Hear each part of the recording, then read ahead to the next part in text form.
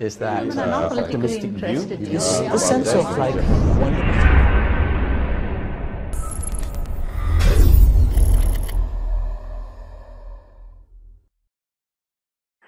Hello. The mainstream media has begun to yield its place as the sole practitioner of information in the Republic. Amidst the abundance of blogs, news websites, and Facebook, just what are the opinion formers of our day thinking and reading? Over the next 3 months, Let's Talk will showcase the views and insights on the pressing issues of our time by key people in the arts, academia, and civil activism. I'm Nadine Keller, and I'm happy to welcome you to the second series of Let's Talk, a face-to-face interview series with members of our community whose work is helping to shape the discourse of our present day.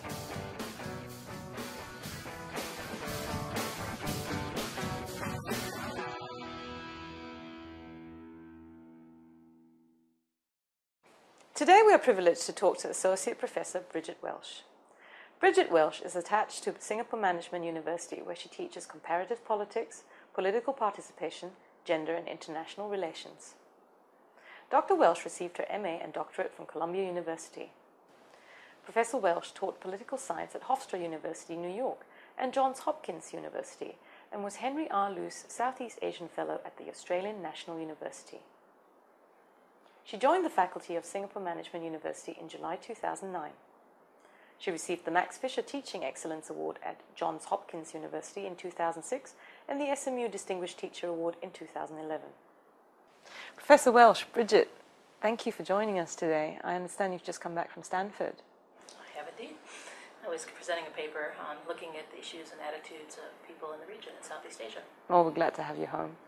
You're an expert commentator on politics in the region. You've written on Malaysian politics as well as the Singapore general elections in 2011, and recently returned from Malaysia on a pre-election assessment. At a time of significant political activity in the region, the recent Singapore general elections and president elections, as well as the Malaysian Bersih 3.0 movement in Kuala Lumpur, what would you say are some of the key factors contributing to change in the region? Well, I think we have really quite a profound changes that are going on that have to do with, at multiple levels. The first has to do with the fact that you have a more empowered electorate. And this is true across the region, whether or not it's in Myanmar, where you now have people protesting over electricity, to the free and fair election movement in the context of Malaysia. It's also true in Singapore. You hear much more voices, a cacophony of voices on issues. And that reflects a sense that people feel a sense of both empowerment and a desire for engagement. At the same time, you have a couple issues that are provoking responses. I think underlying a lot of the changes in the region, which really began in 1997, is increasing inequality. There's a sense that there are the haves and have-nots, and the gap between them is wider. And people see it in real sense. And they now have another medium to be able to communicate and to get access to information, which has really helped to level the playing field politically, and that is the internet and social media mechanisms, such as Twitter, such as Facebook. And so you have these changes, right, that are actually really in society that are provoking different types of responses and in leading to a much different type of terrain. It's very hard to govern now if you're a leader, because you have to respond quickly, and you actually have to respond to much more divided societies, and that is a big challenge. Would you say that similar processes are going on at home, or does each country experience a unique set of historical events and therefore developments? I think every context is special. I mean, and I think take somewhere like Singapore. I think what's interesting about Singapore is that it's going through an experience that almost no country in the world has experienced, which is in 5 years, its entire composition of its society changed, where a third have now come from outside compared to before. And it's a very short period of time and a rapid change. And at the same juncture, many of the paradigms of the past, such as meritocracy, for example, are not clearly resonating with the experiences of people in the context of Singapore. And so you see who are those that are experiencing the inequality. It's very different than it was, say, 10, 15 years ago, where 10, 15 years ago you would talk about these things in more racial terms. Now you're talking much more sharply in class terms, where you have generations of people who are actually not having the same opportunities as other people in the society. And they see that on a very open level. And there's a kind of underlying sense of anxiety or uncertainty that is coming with this kind of massive social transformation, as well as a hardening of the inequalities within the society itself. Closer to home, Singapore had an unprecedented year of general, presidential and by-elections. Were you surprised at the results? On some level, no, in the sense that when I first moved to Singapore, it became very clear to me that there was a very different, there were two things that were going on. A high level of angst at the conditions and the changes that are happening. And it's not just about the inequality or the social policies of health or issues associated with cost of living. It's more of a lack of communication on these issues that I think actually create a sense that people feel left out. And that's the sense of exclusion that I think is really resonating. But I think what really surprised me was the opposition didn't do better. I think the critical point in the general election for me was the apology of Lee Hsien Loong. I think that's when the tide turned. I think if things had moved in the direction, we would have seen even more seats for the opposition in Parliament, because clearly the momentum in that election was very much with the opposition. The Singapore government has, in recent months, alternately claimed that the online media has a negligible reach in politics, while at the same time initiating a debate on internet controls. An Institute of Policy Studies last year suggested that the online media had a limited impact on political change. Is the jury still out? Well, I think it depends on what community you're looking at. I think it's clear, there's no question that the internet has actually, and social media has had an impact on politics. We saw that in the elections. We see this in discussion of the issues that are being raised, from whether or not it involves the scandal involving the Workers' Party in last year, or whether or not it involves issues involving young students and perceptions, issues of foreigners. All of this is coming into the public arena.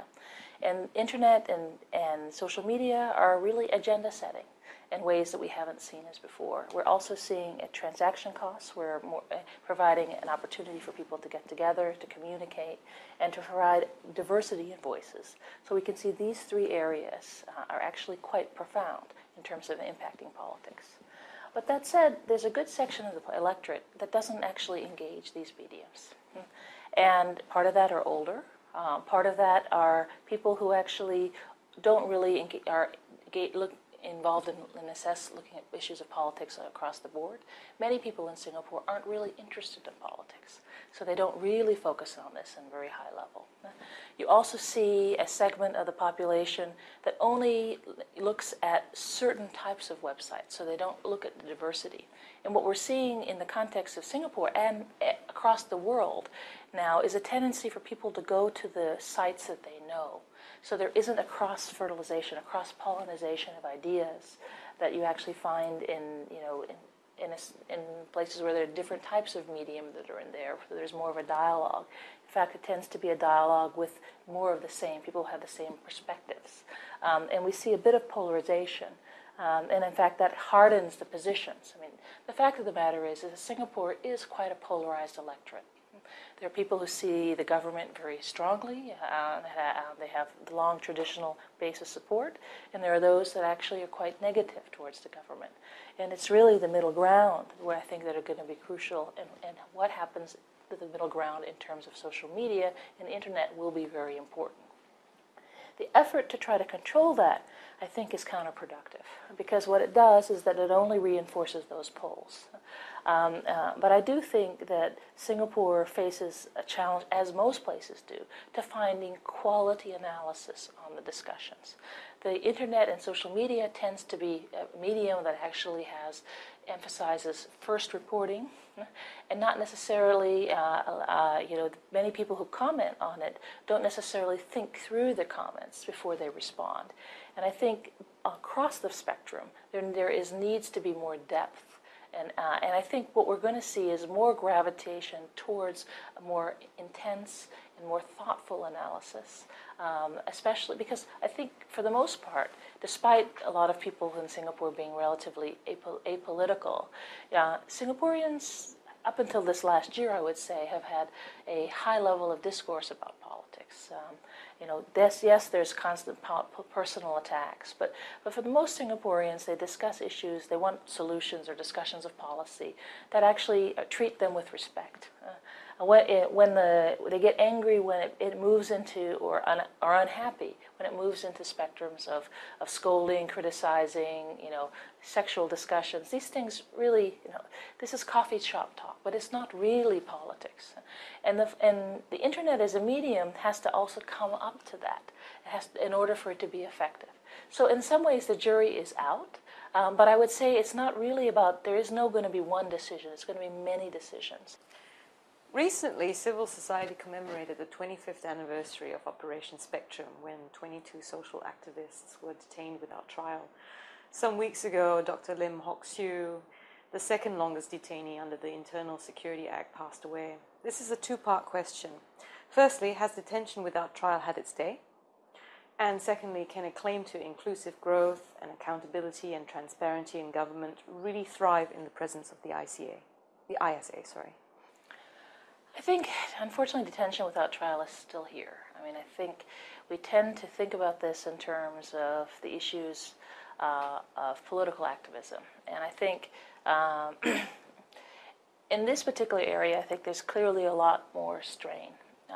It's much more difficult for governments to arrest and to hold someone for detention under the ISA in this contemporary arena. But in terms of security and issues associated with terrorism, this is happening across the world. And so we have, in fact, if we look at the global trend since 2011, 2001, in the last 11, 12 years now, we're looking at a situation where, the amount of people being held under detention without trial has increased, not decreased. And so I think what is really at play now is the fact that governments have to make the decision whether or not to adopt, to abide by the rule of law and due process. And I think that it's becoming increasingly difficult for them to go after political opponents without facing responses in society, or at least a backlash within a particular cohort. And I think, all governments now, because of the pluralism and the diversity, are facing smaller majorities. And so they risk alienating a certain segment of the population by taking these types of measures. And I think long term, this is not in their interest. But I think many still adopt views of the past, where they feel that they can basically close away someone in a particular part of society, separate them from the constituencies that they represent. And I think this is unhealthy. Well, apprehension of government reprisal still continues to motivate, or rather demotivate, many Singaporeans from participating in the political process. While there is a growing number of in-depth articles in the mainstream press providing trenchant critiques of government policies, such as the Straits Times articles on wages recently written by Professors Hui Weng Tat and Lim Chong Ya, are traditional fears declining, you think? Oh yes. I mean, I think, you have a younger generation of people that especially, those in their 20s, that just don't even think about politics in the same way. They're open, they're vocal, they're willing to make mistakes and to apologize for those mistakes if they make them. And they're embracing, different trajectories, whether or not, and different understandings. There's, unfortunately for the PAP, considerable de-alignment from the party, which is really a challenge for that party to actually engage the younger electorate. The younger electorate still is looking where to put their support. They haven't quite decided. I think they're much more conscious of the fact that they much more picky about who they choose and how, more discriminating, per se. And I think that even among societies, you see real changes. In the region. I'll give an example of Myanmar. Myanmar has had a profound change in the last year. And here's a society where people stood up in 1990 to vote against the government quite decisively, and there were crackdowns repeatedly, most viciously in 2007 against the monks. But in 2010, they knew the election was a sham. Some of them voted, some of them didn't. But when the process began open, I was there in the by-elections in March of this year, April of this year, April 1st, and people walked in the government constituencies, where even the president's constituency walked in and came out and said, I voted for the opposition. And then since then, we now see protests in Myanmar in a short period of time. Take Malaysia. You had a rally for free elections in 2007. You could say you had double that in 2011, and then you had double that in less than a year later in 2012, in April. People are coming out, participating in politics in different ways. And I think we can look across the border in Indonesia. People, fear dissipates very quickly when conditions are created for that to happen, and when there's a younger generation coming in who don't have the same historical memories. So I think fear is dissipating in the context of Singapore, but mostly in the region. And so finally, what do you think is going to happen to Singapore in 20 years' time? A bit of crystal ball gazing. Let's see. What do you project in 20 years? Well, the one thing we learn in our discipline in political science is we're terrible at predicting. But what I see is I see a resilience. And I think you can look at the young people to see that. These are the people in my classroom. There's a sense that, I don't see an easy path ahead, because I think Singapore has benefited from being relatively sheltered and have had successes. But it doesn't mean that that's going to continue. There's no sense that trajectories are going to be linear but you learn from your mistakes or the challenges, and I think those challenges are going to come in a new globalized world, and in a world that is actually becoming less controllable. The fact of the matter is that no matter what any government does, they don't have the same degree of choices that they have in the past. They don't have the same degree of options. But within that context, there's a resilience. So I see a strong Singapore with young people, maybe a slightly different, more pluralistic political system, where different voices are being accommodated, because that is actually very important. But how that plays itself out will be up for people like yourself to determine. Welsh of the Singapore Management University, thank you for coming up here today to talk to us today. Thanks, Nadine.